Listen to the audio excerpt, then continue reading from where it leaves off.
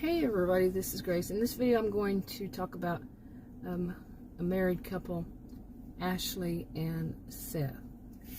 Now they're in their mid-30s and they both work for the same company and corporation more, and but in different departments. He's more an IT kind of guy and she's in the business office. Now they work, like I said, they work together and they don't work in the same department. Work for the same place. And anyway, they met. They originally met at a company kind of party, kind of a company party. But it wasn't until he came and to fix her computer that they really met. You know, they saw one another. I guess you could say, you know, like, hi, how are you doing, that kind of thing. But now Ashley's friend Amy, she met her future husband there. But they got together there. Anyway, now Seth, S-E-T-H, he basically, when he came to fix her computer, he kind of bulldozed himself into her life. Okay, and like I said, they met at lunch and everything with the company. Actually, it was a lunch, and but the company, they didn't have any problem with people dating or marrying, you know, because they felt that that was safer for people, and they really didn't worry too much because of the county that they were in. Didn't have too much trouble, but every once in a while things would crop up. But overall, they didn't have any trouble because, you know, if you think about it, you work for a corporation, there's accountability there, you know, company or corporation, because others could see what's going on and say, you're accountable to all of us. That can also be a bad thing too, you know, if people are gossips and troublemakers. But this place, these are good, decent people overall. And so the companies don't have a problem with that. Plus background checks, you know this person has had a background check and it cleared. So you work with them, you know that, and you know where they're going to be. You know, the company knows their addresses. These kinds of things. There's some, you know, more safety. Some corporations and companies don't like it because they think if they have a problem, then it causes work production not to go down. Yeah, that's an excuse. Anyway, you see my view. You know, read the disclaimers in the description box below this video on YouTube. I could be wrong. I'm a social and behavioral scientist. Anyway, and I also have a little bit of an allergy sore throat. So I've been doing, this is my 4th video today. Anyway, now even though they got together, they kept it a secret, you know, from other people at work for a while. Okay, but eventually they couldn't any longer, and especially when they decided to get married, and not long after they got married, they started their family, and they wound up having twins. And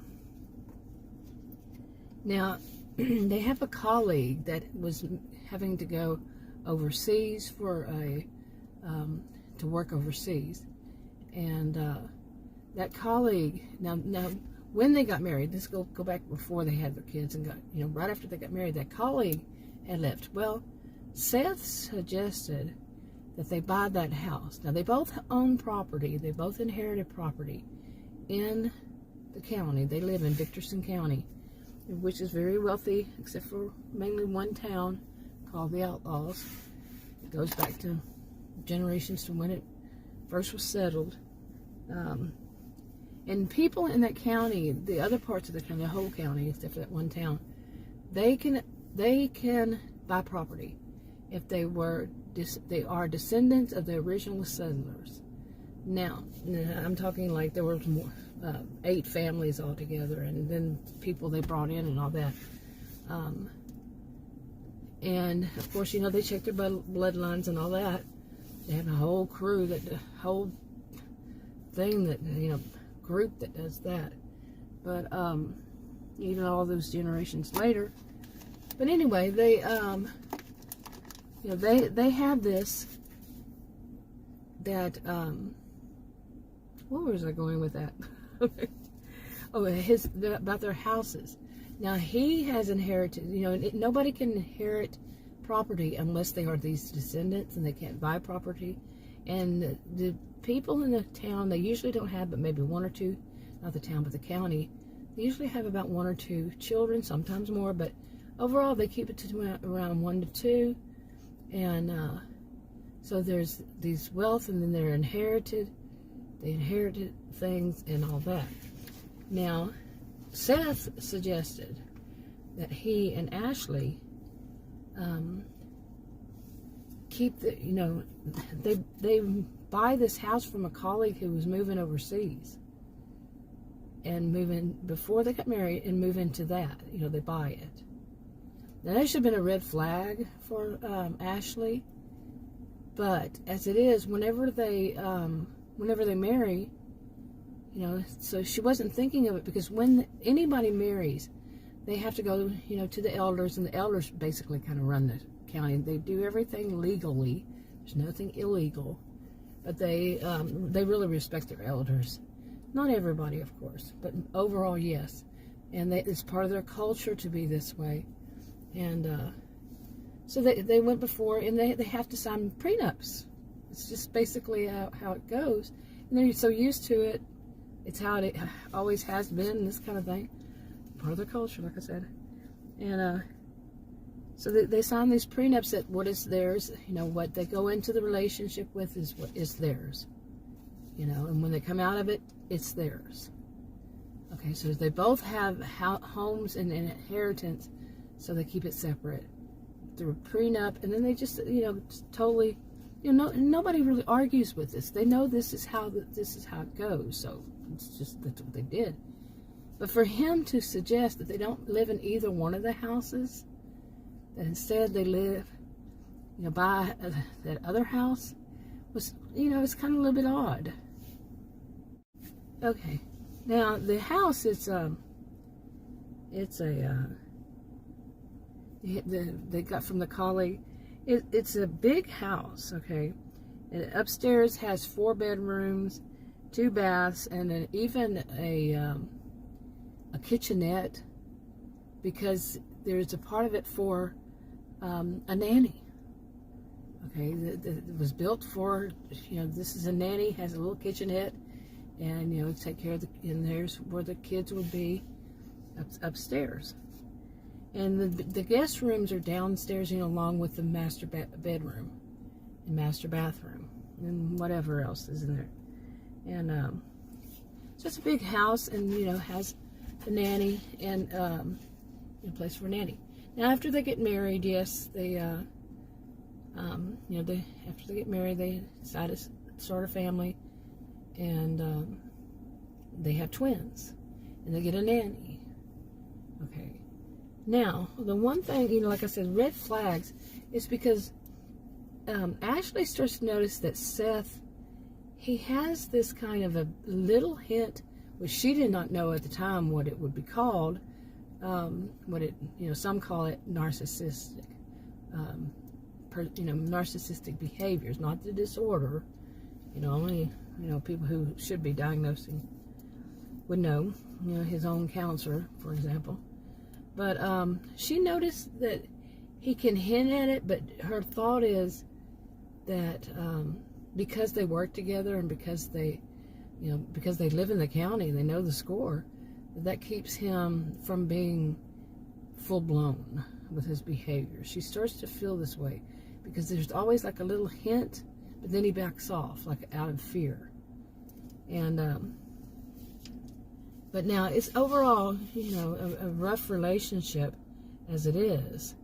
And but then let me see, let me read my notes here. Let's see. Like I said, she felt like, because of the accountability, that's what it is accountability. That is a big factor in keeping him in line. And people like that in line, because, not everybody's full-blown. Not every, there's some call it a spectrum. I could think of it more as a continuum. They can be mild, somebody with narcissistic or histrionic or borderline or antisocial. They can be mild, they can be extreme. And, But maybe, perhaps, accountability can play a role in it, in keeping them in line, like I just said. And more than once. Okay, so, the people at work, mainly, that was the big factors. The people at work, they all work at the same place. So, anyway, so he can't do that, but she over time sees a hint of it in him. Then when they get the nanny, you got it. He takes it out on the nanny. And it is that he's verbally abusive, but it's kind of like the sly kind, the underneath, he just makes little, like some would say, backhanded compliments and things like that to her. Well, the nanny is not going to have it. No. Okay, so the nanny quit. She had, at first it was, she just didn't, like, what? Because they're not used to people like that. And, but she realized, yeah, that's what he was doing. Too many of these backhanded compliments and, just passive aggressive behavior all around toward her, with her involved. So she quit. Well, in that county, they, like I said, they have kind of like their own justice and social justice and all this kind of stuff. So the nanny went to the elders of that area, told them what happened. And, well, he was called in to see the elders. And people there, they don't want to mess with the elders because there's also messes with their inheritance, and plus because it's so wealthy and they get dividend checks and all these kinds of things. They have so many perks for living there and being descendants and, staying clean, not clean as in not going to prison, this kind of thing. And so he's a little bit worried, what did he do? And he was called in to see him, and they sat him down and said, you had said these things to the nanny, and we do not treat our people this way. And they gave him a little lecture, and people know, don't push it with the elders. Well, he held his cool in front of the elders, but when he left, Amy, she was sitting in the SUV. She had went shopping while she dropped him off, and then she went shopping because she was not allowed to go in. They just wanted to speak to him. So she dropped him off, and he called her and texted her and told her to come pick him up. But when he got in the car, the SUV, he told her that he was going to go home, get his own, and he was going to go to a bar and grill and have a couple of drinks. It's not, people there, they usually don't drink. Okay, then like I said, they had that one town called the Outlaws, and that's mainly where some of them are in Needles, Texas. That's the center of it. But usually they don't drink. It's not like they many people, they just don't. They don't have any at home. And, usually they can go to a restaurant and have one or so, they can have as many as they want. They're free to do what they want, but they just don't. That's not their style. So anyway, so he said he was going to go there, and he was very upset. And, Ashley didn't, ask him if he wanted her to go with him. She could drop him off, all this kind of stuff. But he wanted to go by himself. And he was really angry, and she didn't want to have anything to do with that. But, she knew that in the county, they don't let people drink too much, and they don't let them drive home. Okay, they got that under control. So, so she knew, if he needed her to pick her up, or her to pick him up, or, the taxi or whatever, he would get home. Well, the thing is, he never came home. He was never heard from again. And that was it. He was gone. Never heard from him. Nobody could find, nobody knew what had happened. She felt he just left. He just didn't want to deal with all this. So, okay, so in case you haven't noticed, this is hypothetical fictional stories, part of a series of hypothetical fictional stories. Copyrighted to me. I'm doing these, they're rough, very rough drafts. And if I change things later on, yeah, it's because I can listen, you know, like old-fashioned recording, and listen and see. You know, might change things, what works, what doesn't work, and sometimes it doesn't. But anyway, there's going to be more to these stories. I have a few, like the friends, Ashley, Amy, and Sherilyn are all friends, and so on and so forth. Anyway, if you want to stay tuned, click the circular icon that pops up, or you could watch one of the thumbnails that pop up for other videos. I'll talk to you on another video. Bye.